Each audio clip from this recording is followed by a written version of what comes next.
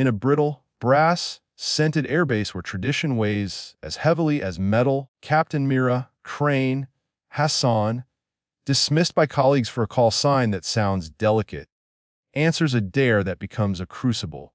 When General Malcolm Graves openly laughs at her call sign during a ceremonial briefing, Mira's quiet resolve hardens. Minutes later, in a flight that becomes part demonstration, part rescue, and wholly personal reckoning, she pilots an aging A9 over a city gripped by a sudden catastrophe and breaks a 20-year military record the general has guarded like a talisman. The story explores ambition and the hunger to be seen, the brittle architecture of pride, and the surprising tenderness of courage. It is cinematic and intimate, a high-altitude ballad that folds origami metaphors and human fragility into the roar of turbines and the sheen of rain-slicked windshields. 11/7/2025, the general laughed first. It was a cheap public laugh, the sort that winds up like a coin thrown against a courthouse pillar and clatters until everyone pivots to see where the sound came from. Captain Mira Hassan felt it in her chest before she even heard it, a small, hot prickling of old nerves that had nothing to do with engines or maneuvers. She had folded that feeling into herself for years, paper by patient paper, like the cranes her mother had taught her to make at a cramped kitchen table in Karachi. The call sign, Crane, had been adopted as if it were a talisman, elegant, unlikely, a small rebellion against the iron nicknames around the squadron. The general's laugh treated it like a child's toy. Crane, he boomed, as if the syllables were something edible he'd been offered and refused. What is this, a birdwatcher's club? When I was in, he droned on, the room easing into companionable amusement. The colonels around him shifted in their chairs, approving the tiny hunt that made them all feel safely inside the pack. They were men who had starched their courage into medals and their stories into a litany of perfect sorties and archived memories. General Malcolm R. Graves had the kind of laugh that was used to close down conversations. It had won him more than promotions. Mira watched him, small in her flight suit, gloves folded on her lap, the letters of her name stitched above her heart like a second skin M. Hassan. She felt the call sign settle over her like one of those cranes she had folded as a child. Delicate, improbably resilient. It had been given to her by an old flight instructor who'd watched her patience with a file of bent metal and dubbed her Crane because she could fold stubborn parts back into geometry. That instructor was gone now. The call sign had felt like a private joke between the ghosts who kept her company in the hangar, until the general's laughter. Minutes later, she would be in the cockpit, the canopy sealing with a hiss that always sounded to Mira like a handshake. The laugh would still be in the air, ricocheting, but the world would compress into the small, precise universe of the aircraft instruments, the smell of oil and warm composites, the vibration like a living thing. That universe was kinder. It didn't laugh. It demanded. Captain Hassan. General Graves said, enough for the room to turn, expecting a retort, a snap, or a surrender. His eyebrows formed a smug lintel. Since you like birds, I'll be curious to see if they'll fly. Mira nodded. She did not smile. She did not apologize. She would not perform for the pack. There was a quiet in that refusal that made some people cold. It made others, like Commander Elias Vega, glance at her with something like admiration in his eyes. Vega had been her first real mentor. Sharp, impatient, the kind of man who believed skill was patient work and arrogance a dangerous currency. He had called her stubborn in the way the sea is stubborn against the cliff, persistent enough to redraw the map. Squadron sortie in 20. Vega said, his voice low so the general could not hear, though the general's laugh had not yet ceased echoing. You ready, Crane? Always, Mira said. The word tasted like fuel and plywood. She kept it anyway. Outside, the air was a low, bruised gray. Rain had been threatening since dawn. The desert mountains lining the base kept the clouds like a hand cupped around water, and there was a smell of ozone that made her throat feel raw. The A9 was a work of careful compromises. Old airframe, new avionics, patched pride. The brass had tried to send newer jets to training exercises elsewhere. Pilots like Mira got the A9 because it taught the body patience. She liked the A9 for the same reason she liked folding paper. It required attention to angles, little adjustments, the kind of repetitive care other pilots found tedious. The jet remembered everything, and it could be persuaded. She climbed in with the breathless ease of a ritual. The canopy kissed her helmet, the seat settled, and the cockpit closed around her like the last page of a good book. The instruments blinked awake. Vega's voice came through the headset, clipped. "Crane, you're third in the wing this time. Watch your vector. Feel the jet, not the numbers. If you can make the dry run with the numbers, you'll fly with a heartbeat instead of a checklist." She smiled, brief as a paper fold. Heartbeat instead of checklist. She liked that. It felt like cheating the world into beauty. The flight was scheduled. A training run meant as a live demonstration for the general and visiting officials.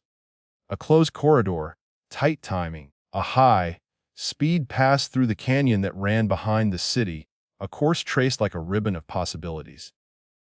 The general wanted spectacle. The brass loved spectacle. Mira wanted something else. She wanted to show that the A9 could dance, that a call sign like Crane was not a joke but a compliment made in other language.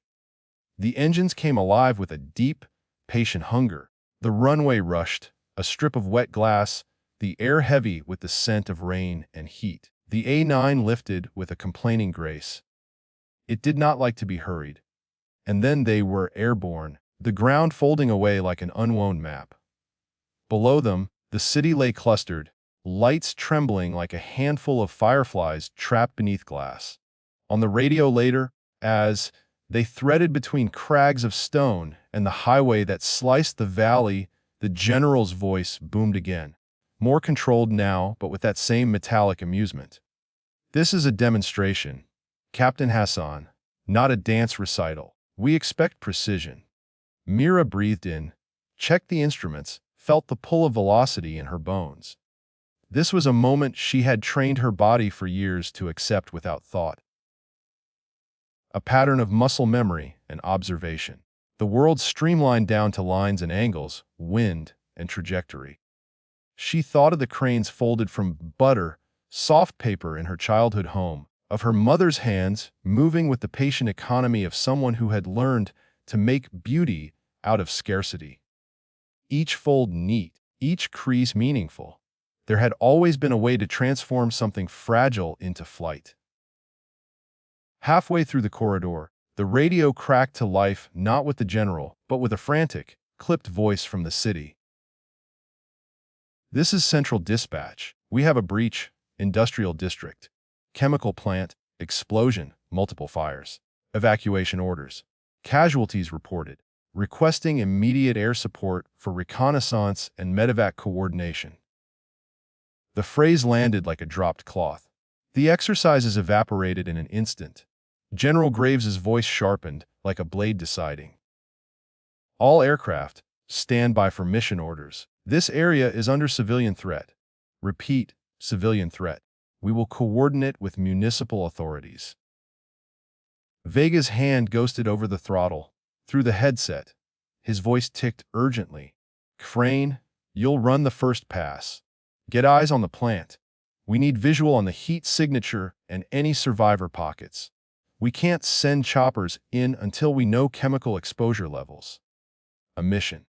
Not the arranged kind where the general's smile could be applauded, a real one that would stain the hands of whoever did it. That laugh from 10 minutes ago flashed in Mira's mind, charged with the same contempt that called her Crane and not a soldier. She looked at the skyline ahead of the canyon and thought of other people's kitchens collapsing in the night.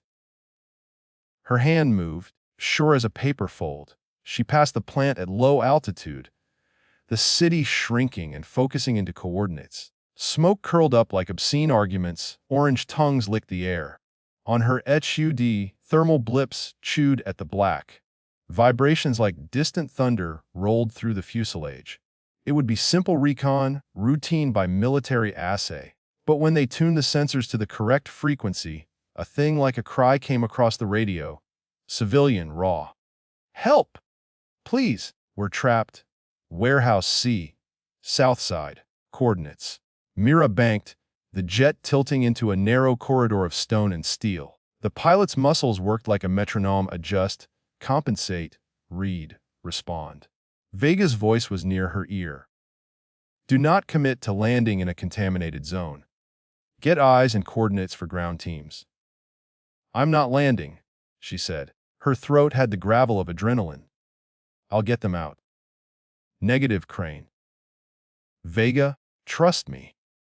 The words were sharper than she meant, but there was no time for politeness.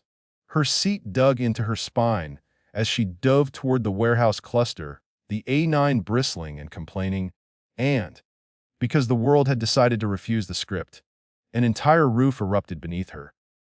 A secondary blast rolled, a wall of debris yawned like broken teeth. She felt the jet shudder, fine metal shivering in the face of force. In the seconds that followed, everything traded in absolutes. The mission changed from data collection to improvisation. There were live humans trapped under tin and greed, voices like threads in the percussion, and a decision to be made in a breath: follow orders from a control room miles away, or make a dangerous, immediate choice. Mira thought of all the times she had been told she was fragile, how the general laughed at Crane, and she folded that as one more crease. She would show them the geometry of endurance. The A9 was not meant for low, hover rescues. It had slotted hardpoints for missiles, not stretchers. But it could drop a flare, it could kick its speed killers and hover in a way close enough to slow a descent for a controlled drop. She positioned and made a call on the civilian band, voice steady. This is Captain Mira Hassan. I'm over Warehouse C. I have a spare load harness and a med kit. I can make a low drop and mark a safe egress if the wind allows. Tell me where the survivor clusters are. There was a pause, a breath of disbelief. Then a woman's voice, hoarse with smoke and shouting over noise, came back. Yes, please. South Azel. We're near the boiler, 3 of us. 2 injured. Please. Mira felt the aircraft's response map onto her lungs. Hold on, she said, though she knew it was hollow. The A9's engines screamed against the canyon. The world resolved itself into instruments and the smell of hot aluminum. She hit the brakes in the sky, nudged the plane into a low deceleration, and found a narrow pocket of air where downdrafts didn't rip at her like a knife. On the ground below, men scattered like startled beetles. Firefighters were stretched out along the periphery, never designed for chemical fires, their hoses like fragile veins. She saw one firefighter collapse and another lift him. Humanity in the middle distance, urgent and messy. Her hoodie painted in new red overlays. Structural instability, heat gradients, hydrogen sulfide pockets. The general's planned neatness was gone. General, I'm initiating a low egress and drop, she said into the military net. I'm not landing. I'll mark extraction points and coordinate with ground. Silence. For a moment, the radios held their breath. Then the general's voice, hard as a boarding ramp. Captain Hassan, you are to maintain recon. Command will issue medevac. You will not risk the airframe or crew in a civilian area without authorization. There it was. The laugh's coal still glowing in his voice. Risk. It was always a word used to protect assets and reputations. To protect medals and the vanity of records. Mira thought of the 3 trapped voices, the scent of smoke she could almost taste through the heat. When she had been 12, her father had shown her how to fold a crane without a single crease turned to waste. A fold must always be willing to be undone to become something new, he'd said. If you can't fold back, you cannot move forward. She glanced up at the tight blue of the corridor and the mosaic of lightning over the city, then down at the canyon of steel and fire, then through the canopy to where the general watched like a man who thought the world was his scoreboard. Minutes. She had to make them count. "General," she said, steady as flint, "this is not a drill. If you deny me, the 3 down there don't get out. Permission or not, I'm committing." A static on the line. Vega exhaled. "Do it," he said softly. "I'll cover." His support cost him something. It was an act that made him vulnerable to the general's later ledger, but Vega had never measured himself by other people's records. He had once saved Mira from a crash during training by yelling a correction so sharp she almost fell out of the sky. She owed him more than 10,000 words could repay. She kicked flaps hard, her fingers a blur on the controls.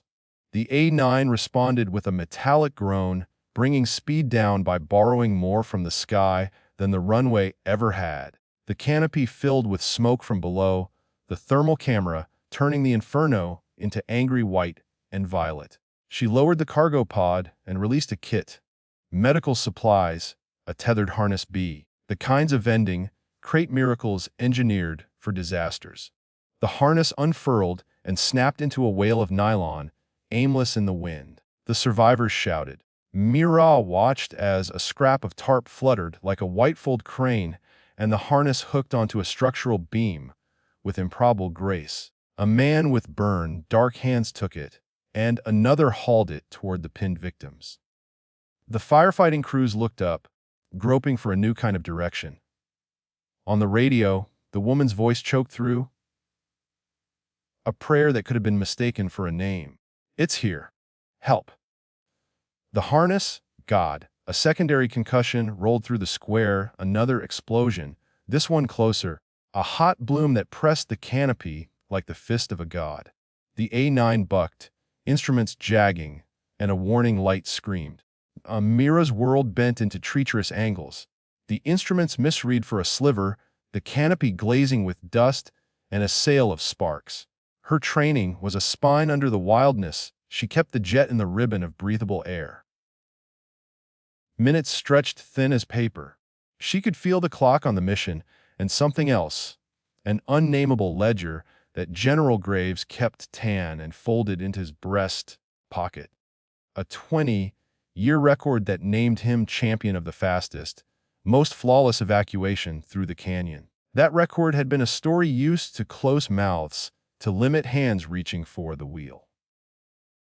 The general had built a throne out of that time. She would take the throne away, not as revenge but as proof the record was not his. It was a possibility that could be met and redefined. She would fold the world, for a moment, into the geometry she knew. Danger made her precise. She dove again, skimmed lower, the A9's belly noisy against the heat and the roar, and with a controlled, dangerous grace that might have made the general spit, she threaded the jet into a narrow eject corridor between a warehouse and a collapsed loading dock. Her radio rang with shouts below as the harness took 3 lives from suffocation and collapse and turned them into breathing people. Vega called, a rough sound in his throat. "You're an idiot, Crane. Don't you dare die on me." "I won't be the one to die," she said, though she could not be sure which of them meant the future. They banked away, the city below a smudge of smoke and light. Medical teams reinforced the harness line, the survivors were pulled to relative safety, and the A9 clipped through the canyon with a velocity that made the world a smear of watercolors. The general's voice hard came through, terse and incredulous. "Captain Hassan, report. 3 civilians saved directly by harness drop and marking, 2 transported by ground units. Additional survivors marked. Coordinates uploaded. I recommend medevac at grid Alpha 9. Thermals indicate 5 hotspots. Containment necessary." The general's silence was a taut wire. Then, quiet that felt like a cannon. "This unit will debrief. Return to base. Return." The word had the sickening feel of a parent chastising a child for saving someone's life without permission. The brass would write commendations, but attach them to caveats. Records would be consulted and used as cudgels. The general's laugh might become a historical footnote. That was his consolation. Mira throttled up and pointed the nose toward base. The instruments chewed at her, the etudiante turning betrayer for a story that wanted to be different. She had done what she had set out to do. The rest belonged to men in quiet rooms transcribing heroics into ledger lines. She felt a small, private contentment like a folded crane tucked into a pocket. For a few minutes, while she was airborne and the city receded like a proof of something else, the general's laugh was irrelevant. Then the call came through again, but this time not from the general's office or from command and control. It was a municipal line. The voice was blunt, professional, and carrying adrenaline she recognized. "Captain Hassan, this is Mayor Albright's office. There's been a structural collapse at the Civic Library, thousands inside for a book fair, several floors compromised. We need immediate medevac corridors and guidance." Amira's stomach flipped. Another cluster, another set of lives pressed into pages and dust. Her mind calculated trajectories with the ease of a practiced hand. They had a small window before winds shifted and chemical plumes returned. "Vector," Vega said, his voice already in gear. "Library," she said. The A9 obeyed. She made a cut through the sky and felt everything narrow to the eyes of those trapped under masonry. As she approached, the general's voice returned, short, a capstone of authority. "Captain Hassan, I am redirecting all available sorties. You will not endanger your airframe for civilians. We have protocols to protect assets." There it was again, the same contempt folded into a new shape. The general wanted assets, not human mess. It was a philosophy that had preserved him and pruned others. He did not understand that a call sign like Crane was not about fragility, but about intentionality. Mira's response was not defiant for spectacle. It was not meant to be a barb. "I am the asset," she said simply. "I will continue." She cut into the sky and found the library like a wound in the earth. Dust rose like a weary veil, and bodies, some walking, some crawling, caught on the sides of broken staircases. She saw them, a child with a book clamped to her chest, an old man with a library card that had not been used in years, volunteers coughing into the air. Her jet moved with a stubborn grace and a dangerous closeness, skimming the collapsed roof, and she watched as medics with harnesses and ropes found corridors she marked with flares. Each pass she made was a map, each drop was a braid between the broken and the hands that would carry them.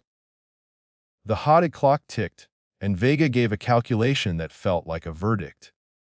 "Crane, if you can coordinate the medevacs within the next 6 minutes, we can get everyone in time. Past that, winds shift and the chemical plume will lock the zone. 6 minutes." The world condensed. Mira's fingers flew.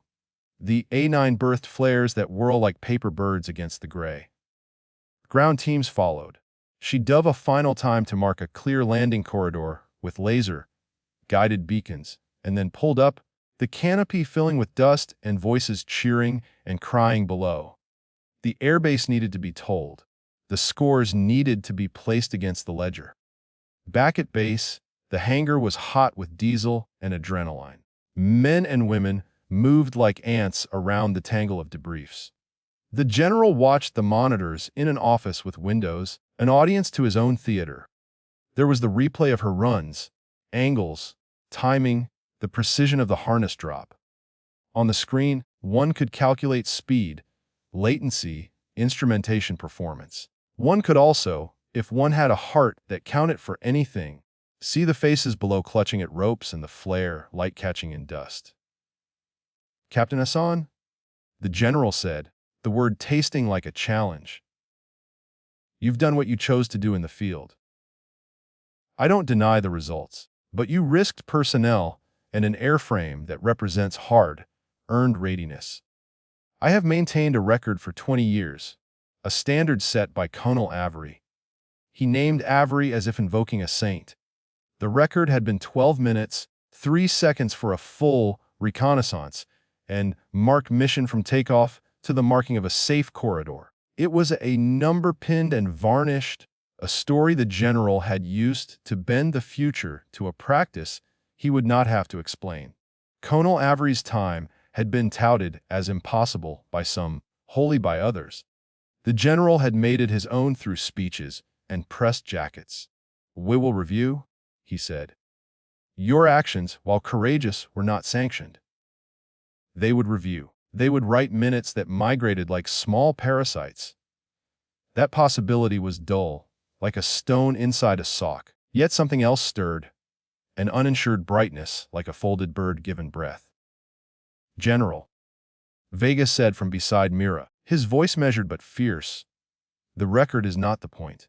Lives were saved. If this command cannot celebrate results, then it celebrates a myth." The general's eyes narrowed. He did not like unarranged victories. He preferred monuments to messy, public heroics. They were easier to polish. Mira did not speak. She did not need to. The log replay blinked, and a new figure appeared on the monitor in the recording, the elapsed time from scramble to marking. 12 minutes and 2 seconds. The blinking digits sat like a dare. A silence grew in the room, heavy and sweet. The general's jaw moved. He had held his record like prayer. It represented an era of him where every action was an arrow, and every arrow hit the heart of an old war. Watching the digits like a man watching his own reflection catch fire, he had no choice but to swallow. His face calcified into something austere. Pride had been his armor, now it felt too small. For a moment, he looked like a man reduced to his own ledger. Then he laughed. A different sound this time, shorter, surprised. It was not the jeering laugh that had assailed Mira in the briefing room. It was narrower, like the crack of a shell opening. "Well," he said, and the word was blunt. He turned away, as if the numeral were a slip of paper that could be smoothed and tucked back into the fold of history. "Records are for measurement, not worship. We will evaluate Colonel Avery's run in light of Captain Hassan's performance." There it was, a recognition like an unlocked door. Mira felt something inside her unclench. The gratitude she would have given Vega was a private thing. Public victory was not the goal she had chased into the canyon. She had wanted to act. The general's mouth, which had been set like a trap, softened unexpectedly. He approached Mira slowly, as if approaching a rare animal. "Captain Hassan," he said, and the title was careful. "Your methods were unconventional, but I won't deny the results. You have earned a commendation pending review." That was the language of the institution. It was also the first restatement of her worth in many public hours. She inclined her head. "Thank you, sir." When he left, Vega clapped her on the shoulder, hard enough that she felt the aftershock. "You broke him," he said with a grin that was half pride, half glee. "You broke his record, and he didn't have the grace to fall down." She laughed, small and incredulous. It felt like folding fresh paper between her fingers and finding that it didn't tear. Later, they would give her a formal debrief. They would write commendations and have committees that would argue this nuance into fricative debate. There would be interviews with television crews who wanted heroics and not the quiet calculus of fear, but in the mementos that mattered. Vega's steady hand, the tight hug from a young medic who had watched the harness at work. The letter from a woman who had been trapped in the boiler room and had kept the book she'd clutched through smoke.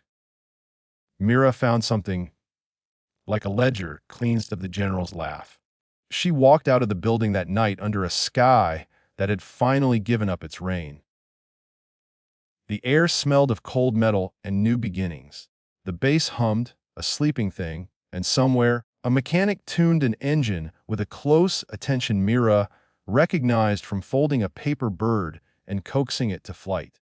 General Graves had laughed at her call sign, and she had not laughed back. She had folded herself into action. The record he had maintained for 2 decades had been a proud, polished number on a roster. She had taken a different risk. She had measured time against lives, and in doing so had bent the numbers into a new narrative.